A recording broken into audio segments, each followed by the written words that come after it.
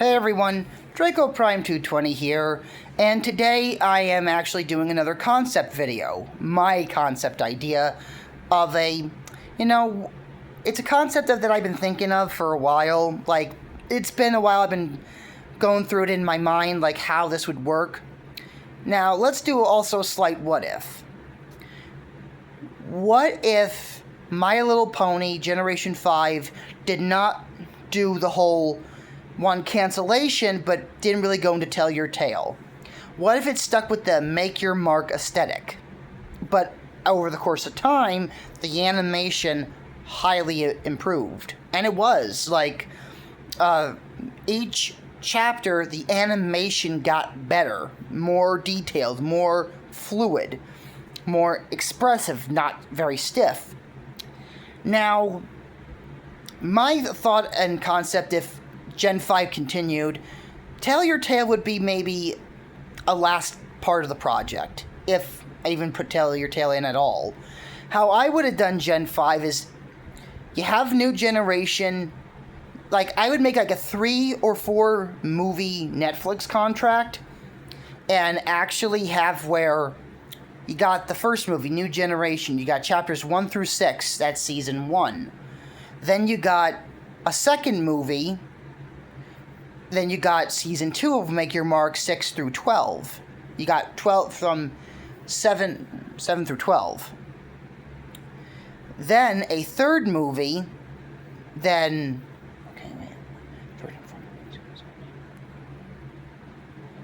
from 13. Wait a minute. Hold on. Sorry, I'm trying to count. From 13 to 18 would be, then there would be the first film, first film, season 1, second film, season 2, season 3, third film, season 3. Okay. Well, then there'd be, the second season, then the third movie, then the third season, then the fourth.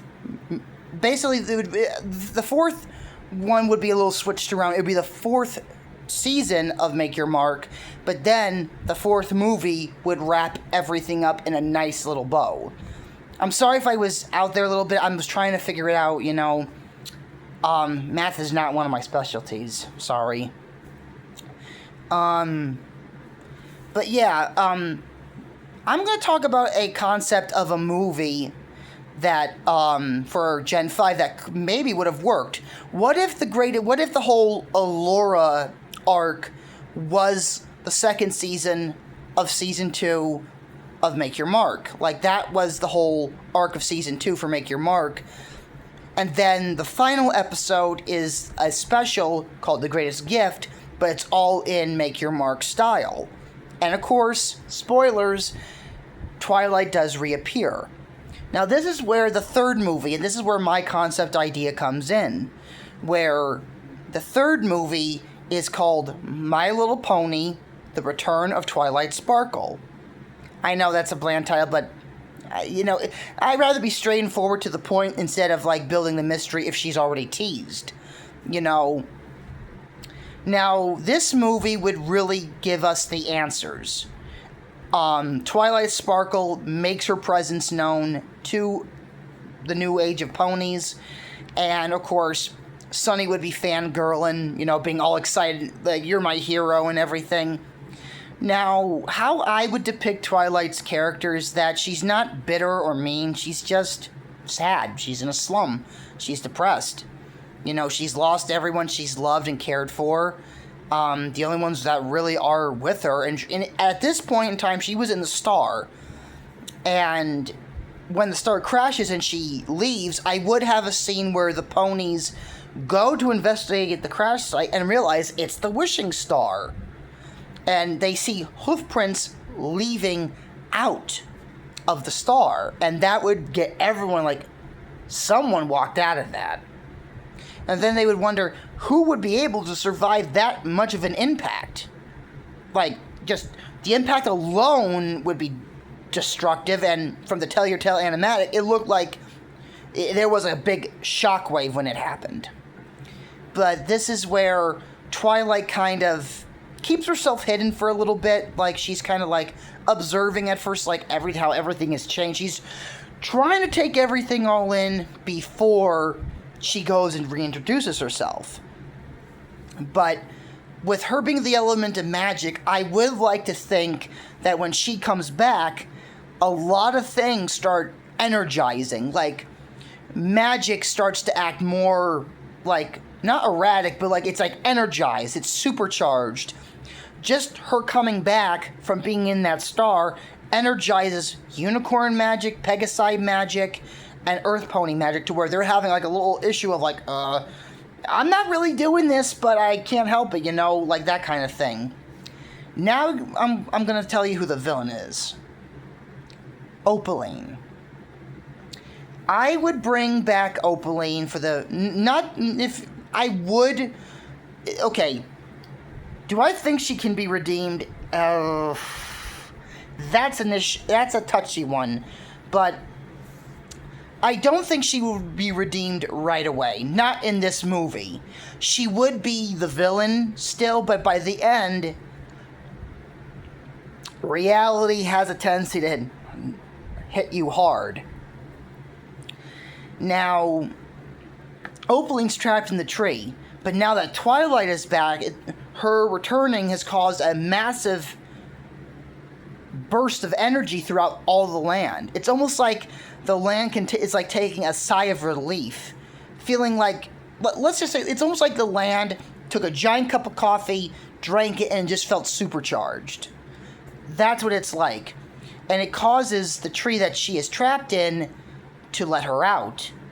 But here's the thing. At one point, the ponies do find her cutie mark. And they keep it contained in a jar. They don't mess with it. They just put it in a jar and take it away. But later on, when Twilight does return and causing the massive energy surge when she comes back, Opaline comes back as well. And this would be Opaline at her lowest point.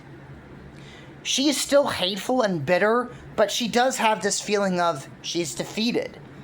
And she realized, and I think she'd be a little bit more wiser, realizing that she underestimated these ponies and they all came together and beat her. Would she be vengeful? Oh yeah. But she knows she can't do anything without her cutie mark. That's the source, in her eyes, that's her power. So she can't do nothing without it. So she kind of acts like, in this movie, for the first half, she acts like a self-righteous, snooty brat and a bit of a bully. Without the cutie mark, when you take away her cutie mark, you really see how insecure she is. You see the insecurity. And we delve more into Opaline's back history with Celestia and Luna. And I think from the Gen 5 Bible that was leaked, Opaline is, I think, Celestia and Luna's sister. I would keep that in. But that's the thing. If Opaline was Celestia and Luna's sister, and I know Gen 5, wasn't really in the works during the early years of MLP, but if Celestia and Luna had a sister, that would make me ask, if she was kind of hinted at in the show, which she wasn't, why wouldn't Celestia or Luna say, we got a third sister that could be causing a bit of a problem, keep your eye out. Just saying. But, I would have it revealed of why Opaline is doing this. It's not just superiority. It's because her motivation is Celestia and Luna got to be rulers. Then it was just Celestia. Then it was Celestia and Luna again when Luna came back. Then they were getting ready to retire, and Opaline is so bitter and angry at them that why is some alicorn who wasn't born one getting the throne, but I'm not. I'm your family. She feels that she deserves it since she is their sister. And seeing someone that is not a naturally born alicorn, someone who ascended to that, getting to be the ruler, no pun intended, would burn Opaline up. And cause her, she has to prove herself that she is the ruler by basically trying to cause what Tyrek and Kozil and Chrysalis did, disharmony, and then trying to challenge Twilight and say, I have the right to rule. I will show my sisters I am capable of being ruler by defeating the one they chose, by the one that Celestia chose. And as we know, well, we really don't know how that fight went down. We only got fan animations. Once again, thanks Hasbro for not giving us answers. We would find out actually how the fight went. And who was the winner. I would have Opaline. Misty would be a very central part to the story. She'd be having PTSD with Opaline. Opaline, I think, would start to have a bit of a slight understanding of what she put Misty through. And I could see some of the other ponies, like Sprout and everyone else, being like, oh, you're not so tough now. Like, when she would come back, when she's caught, because here's what would happen. Twilight would show up, introduce herself, and I would actually have some of the opponents being like, why did you take magic from us? But the message is that she is a good leader, and she did it because she cared and because she had to make a tough choice, even if not every pony agreed with it. This would lead to maybe Twilight staying at the Crystal Bright House, because maybe just taking everything in and talking about everything would drain her. And I could see her sleeping. Then this is when Opaline would reveal her to be caught, because she finds out that her cutie mark is in the Crystal Bright House. And we would see how resourceful Opaline is without a cutie mark, and that she tries to break in and take it back. This is where Zip would actually hear something fall and be like, what was that? Like, is someone here? And this is where Opaline would be caught, and a chase would ensue between Zip and Opaline, and Opaline tries to act intimidating, but Zip is like, it gets a little kind of smug and says, aren't you going to use magic then? And Opaline's like she gets like, kind of like, like, you can't use magic, can you? You don't have your cutie mark. That's why you're here. And I could see Opaline getting very frustrated, and I could see Twilight appearing right from behind her and levitating her in midair and looking at her and being like, you dare come back here? I won't let you hurt these ponies again. And Opaline would be like getting kind of smug, trying to talk and tough. And I think with Misty, since she was able to show sympathy to Opaline first time, I really think she would show sympathy to her again and say, she has no cutie mark, she's pretty much harmless, and I think Misty would, since she is, and this is where, in this third movie, this is where they get their genuine elements, like the same thing as the main six got in the first two-parter of season 1. They got the elements of harmony, creativity, empathy, hope, bravery, confidence, kindness. They would actually get their same attire as the original main six did. Now, Twilight, I know, would be hesitant. And I think there would be some bitterness and resentment towards Opaline after all the trouble she caused. And I could see Twilight breaking down, being like, she's the reason that that all our work was undone. She's the reason why, yes, it was my choice, but it was because of her, it had to be done. Twilight, I really think, this would also be her story where Sunny and her friends are trying to bring the Twilight we know and love back. She's not evil or mean or cruel, she's just distant, hurt, and depressed. She's immortal. All her remaining mortal family members and friends are gone. The only ones that do remain are probably Discord, Celestia, Luna, Cadence Fleur, and all the population of Skyros. And this would lead into some hijinks with Opaline, where she's got to get used to being just a powerless pony. And there would be a couple ponies, like maybe Sprout, maybe a couple ponies bragging that she's not so tough now and kind of treating her poorly. there would be a scene where Sprout can be a jerk. He gets a little too smug for his own good. This is where he actually gets a smoothie. He gets it from Sunny, and Sunny's like, oh, here you go. And he sees Opaline, and he's like, you ain't so tough now without your cutie mark, are you? And he dumps the smoothie on Opaline's head, and Opaline gets really ticked off.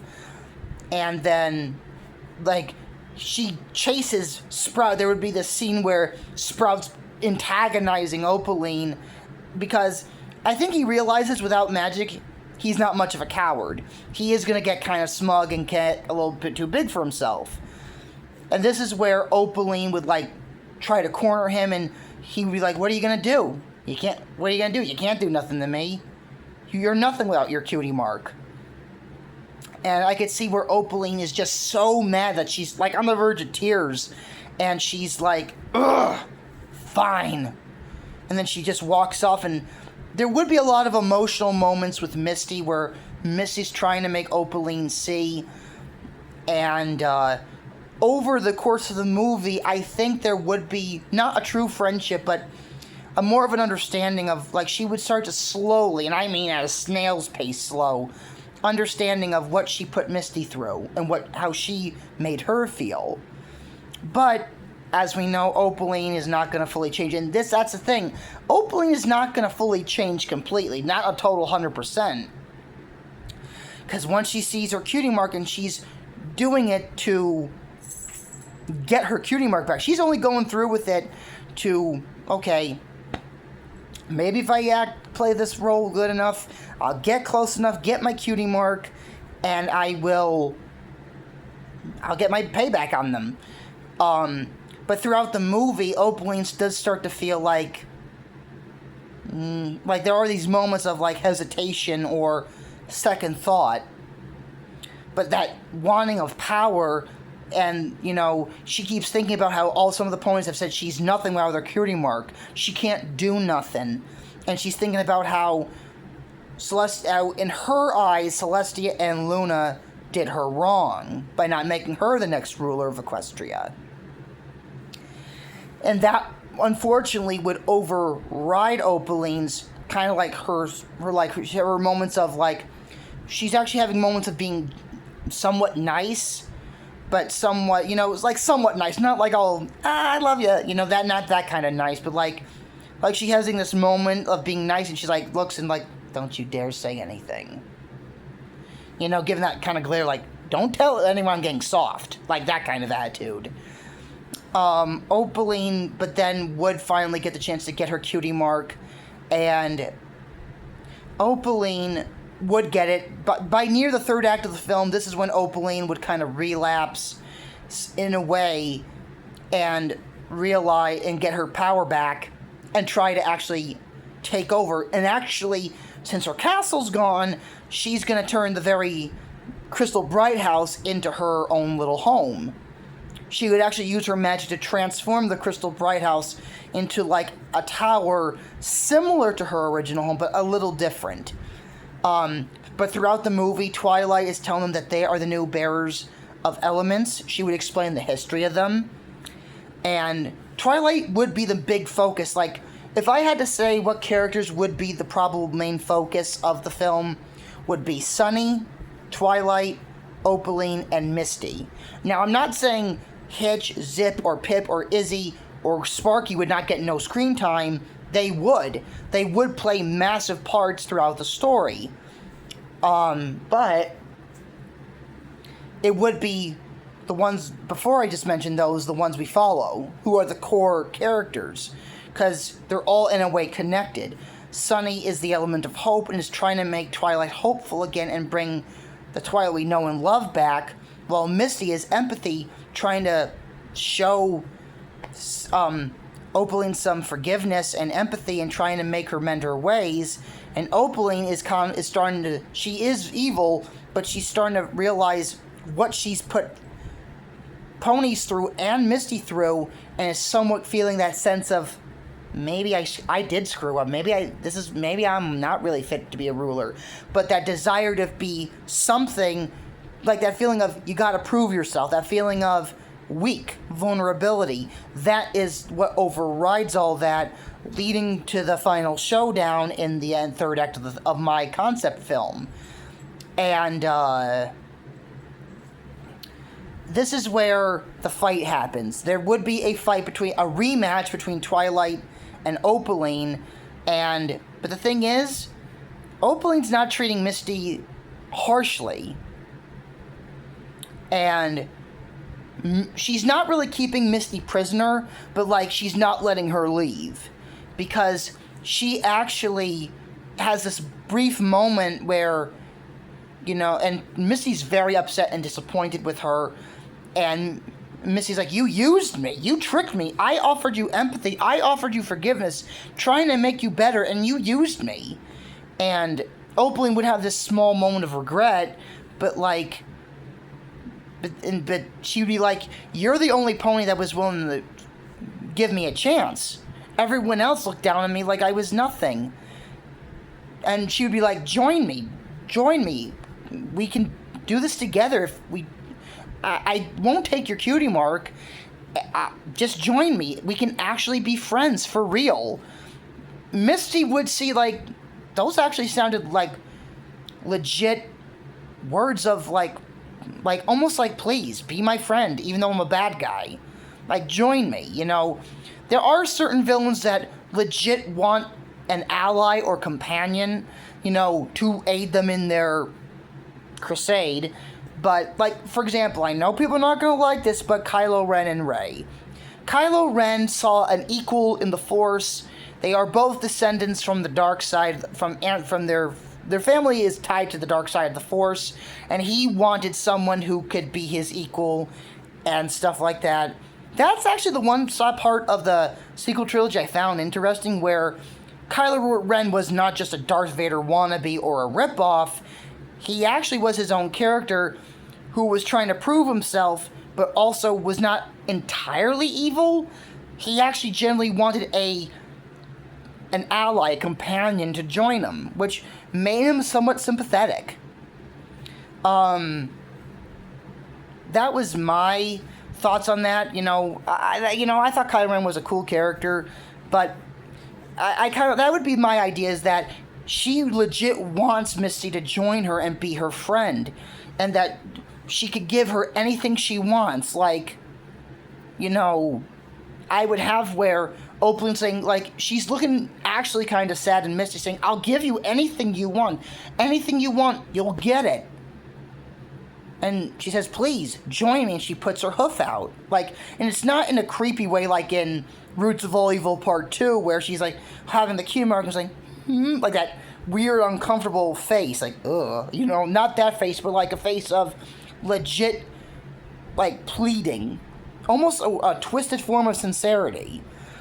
And I could see Missy turning her down, and Opaline really being angry and upset. And maybe even Opaline gets to the point where she loses her temper and charges at Misty, and she can't bring herself to hurt her. She can't do it. Like, her horns glow, and actually at this point, now with the supercharge of magic due to Twilight's return, maybe even Opaline gets, like, these fiery glowing eyes when she gets mad. And she, like, gets ready to attack, and maybe even, like, she gets, like, some thing similar to Nightmare Moon. Like, that's, like, her rage mode. And, like, she goes to attack Misty, but she can't bring herself to do it. But then Sunny and Twilight break in, go to save Misty, and it does lead to a rematch between Twilight, Sparkle, and Opaline. And then Sunny has her fight with her, and throughout also the movie, Twilight would teach her more of her alicorn magic, like shooting a beam, teleporting, levitation, that sort of thing. Simple, but still somewhat complex spells. Oh, excuse me. I'm sorry. I had breakfast a little bit ago, my apologies.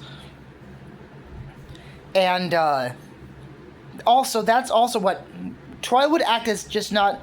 She would act like that mentor, that broken down teacher, mentor figure, where the student brings her back up and makes her who she was, and then she teaches the new student the way to do what has to be done. teaches her some new spells, simple but effective spells that can help her out in a pinch. This does lead to Twilight Spark, like the fight, like I said, between Twilight against Opaline, and Opaline really is so mad, and Opaline's like going to this state of like rage, like she's actually crying because she hates being nice. Like she's screaming like, "Why didn't Celestia and Luna choose me? I'm their family. I don't want being nice. It hurts." And maybe she's crying, but she's still like in that state of fiery rage. Like she has like glowing fiery eyes. She gets like these fangs, and she's just in this rage mode where it's like almost like she's not really. This is after her defeat, where she's just letting out everything. Like she's just letting out everything she's feeling. But in the process of this, it's causing the Crystal Bright House, which is now turned into Opaline's new home, to collapse. And this is where Misty's like, "Opaline, stop! You're gonna cause this place to crumble." And Opaline's not really like, she blacked out pretty much. That's what pretty much happens here. She blacks out, gets all sorts of angry and upset. You see her crying. She's angry at the same time. And she's saying, "Why couldn't Celestia and Luna choose me? Why do they have to choose you? You got everything you wanted. You just don't have power. You have friends. You have ponies that cared for you, looked up to you. Why couldn't I have any of that?" And this is leading, like I said, her new home that she turned the Crystal Bright House into, to collapse. And she's just so in her, like, her emotions are taking her over, overwhelming her. And Twilight and Sunny had to get Misty out, and Misty, like, for once just yells to Opaline, "Come with us, you don't have to be this way." And Opaline kind of just stares at her, like, she kind of like snaps out of it, like her emotional meltdown, and just looks at her and just doesn't say anything. I think the point is there would be no music. They would be like, some of those scenes where you don't hear music, you just hear like the sounds, or you just hear the silence, or that like that continuous ringing noise. The characters are talking, but you can't hear what they're saying. Like, I would just have where Opaline just, she has her power back. She's broken. I would have it to where she's just looking at Misty, just completely heartbroken and just conflicted beyond belief. And believe it or not, the whole thing comes crashing down, and Opaline gets buried. But here's the catch.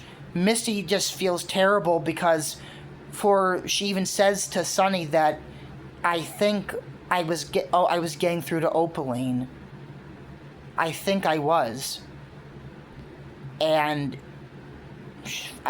she says, "I know you don't believe her, but please believe me when I say I really think she was being true with her heart." And she can feel empathy. She basically has heart to help you feel. And I think also Misty would feel there was some form of change in Opaline, that something was going on in there. But it's almost like a gear, but you throw a wrench in, it's like going, it can't, it just keeps doing this. It can't, like, keep going. And she feels like she was getting through to Opaline, but she didn't have enough time. And I think Misty would feel she failed, because she was almost getting through to Opaline. Like, she even would say, even when she got her power back, there was something a little different about her. And I could see Twilight being like a little like saddened, but they don't know if she would survive that. Well, she's an alicorn, of course she would. And this would lead to maybe the ponies having a more understanding of what Misty was trying to say. And the movie would end on a very happy note. Twilight Sparkle is actually using her powers, rebuilds the Crystal Bright House, but it's like a 2.0 version of the Crystal Bright House, where it's bigger, it's more wider, and Twilight Sparkle has like there's like a little training room. All their beds are the same, but like upgraded. Like looks more nice. And Twilight Sparkle is like, I'm gonna teach you. I'm gonna teach you what it is to be an alicorn. And Twilight Sparkle sends a beacon of magic into the sky. And a day later, we actually see we see four flying objects in a distance. And Sunny says, "Who are those?" And then she's like, "Some old friends." And she's kind of tearing up.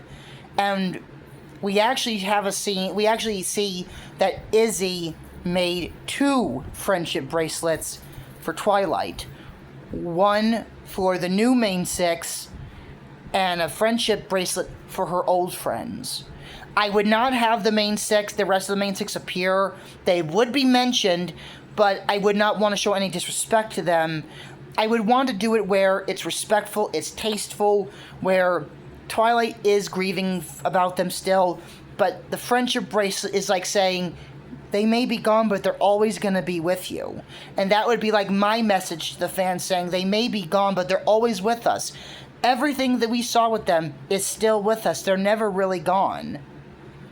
You know, I would have where Florrie Hart, I would actually make Florrie Hart a teenager, because I would imagine since she's a naturally born alicorn, she ages differently. Like how long it's been since Gen 4 to Gen 5, I would say maybe she's like around 16, 17 years old, because, you know, I personally think a naturally born alicorn ages differently than a mortal pony. So I would have where Cadence looks a little different, like her hair's a little different, you know. Celestia, Luna show up, and they all the ponies like I would have where Sprout sees all these alicorns, and he's like, oh no, not more of them. Wasn't dragons enough? And speaking of which, I would actually save the best for last. But of course, there is this funny moment where Sprout's like, oh no, not more of them dragons. First, now more alicorns. What's next? And then one of the points would say those are the original rulers of Equestria and the Crystal Empire. And Sprout would go like that, like they do the classic cartoon, like that jaw drop moment. And Celestia, Luna, Cadence, and Florrie Hart would be like, it's all nice to meet you. And this is where we do get like a cute brief moment with Florrie Hart meeting Izzy, because I would imagine Florrie Hart in her teenage years would be very bubbly, very energetic, very sweet, very loving, very approachable. She's very talkative too. And then I could see where she's just having fun with her, making some new friends, and I could see a sweet moment between Celestia and Twilight where Celestia's like, it's been a long time. I've missed you, Twilight. I'm glad you're back. And Twilight apologizes for how she's been, but Celestia would just say, don't apologize. I got the pony I taught back. And I could see this very sweet, like, motherly moment between Celestia being like a motherly figure still to Twilight, and here's where it would kind of wrap up on it would make you tear up a bit. Sunny and her friends come up to Twilight and say, we actually have someone here to see you. And we hear flapping of wings, and we hear thud. And we have an idea of who it is, but Twilight, her eyes are getting big, tears are starting to build up, and Spike is like, Twi? And you're back? I could hear him cracking his voice cracking, and I could see him, Twilight, Spike? Getting all emotional, and then I could see, Spike, sitting down, and then, holding Twilight, hugging Twilight like a teddy bear, because he's that big. look, I get it why people don't like his design, the design of the dragons. I didn't really mind them.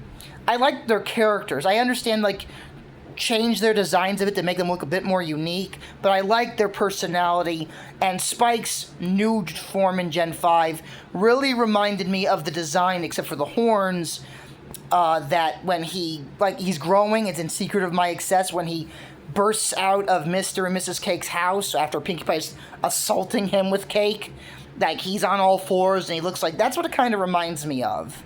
I actually am wondering, was Spike's Gen 5 design inspired by that? Because, the back legs look kind of that similar. The front legs, not really, but the back legs definitely kind of remind me of that.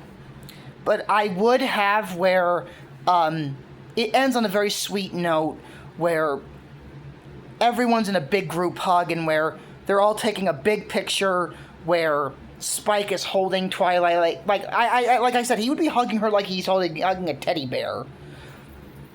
And I would have where the new main six and Celestia, Luna, Cadence, Flurryheart, Twilight all take a new picture, and it just says, friendship is magic and it never ends. Then we would have we'd have a post-credit scene and an after-credit scene. The post-credit scene would reveal that Opaline is alive, and she's actually in hiding. She's going away, for a while. But this would hint that she'll be back. I would actually have where she's walking away in a cloak. It would open up with, the post-credit scene would be of Misty and Flurryheart, playing ball or something, on the beach. And we see, a cloaked figure, and all you see is a tip of the purple horn sticking out, and Misty looks, and then she doesn't see it, and then Flurryheart's like, hey, Misty, what's wrong? And Misty's like, nothing. I'm fine. And then we see Opaline in her cloak, and she just walks off, where you don't know where she's going or if she's going to be back. But then the after credit scene would reveal the next villain. If I had to make a choice, it would be the real Grogar, not Discord, but also, here's a little stinger. Why it was, and this would also explain why Discord hasn't been seen in Equestria since the magic came back. In my concept idea of this film, Discord would be captured by Grogar, and he's using Discord as a battery so that to weaken the portals so that Grogar himself can come back. The real one. And Grogar would be like, I'm actually I'm in a way honored that you impersonated me. How fitting you're my key to getting back to Equestria. That is what I would have Grogar say to Discord, and Discord's he's in a state of he can't move, but he can hear everything. He's not stoned, but he's immobilized. And he could hear everything that, Grogar is saying. And then that would lead into the fourth and final Netflix MLP film after the fourth chapter of Make Your Mark, wrapping everything up. Now, to make it clear, so it don't get confused, once again, this is a concept idea, and once again, this is where we got to see the first movie, then season 1, second movie, season 2, third movie, season 3, then the fourth season, then the fourth movie to wrap everything up. That's how it would be done. So, yeah, this video's gone on long enough, and today's Sunday, and I would like to relax for the day, so I really hope you enjoyed this video. If you like my content, please like and subscribe. Please, my goal is to reach 100 subscribers before the year is over. Please help make my goal a reality. And until next time, I am Draco Prime 220, signing off. You'll have a good day, stay cool, enjoy your day, watch TV, go outside, just enjoy yourself. So until then, see everyone.